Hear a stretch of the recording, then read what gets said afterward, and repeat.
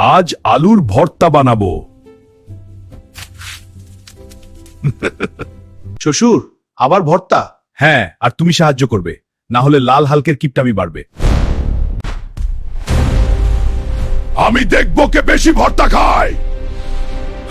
লাল Hulk, তুমি কি আবার কিপটামি দেখাতে এসে? চিন্তা করো না, আমি সাহায্য করব। আলু ভালো করে মেশাও। আহ, কি সুস্বাদু।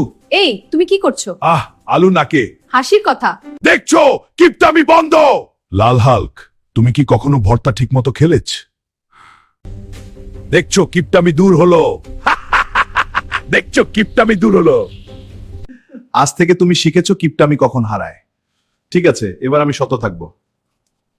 এটাই পরিবারের মজা, ভর্তালা সাসাল। আমাদের ভিডিও ভালো লাগলে একটি লাইক, কমেন্ট আর সাবস্ক্রাইব করবে প্লিজ।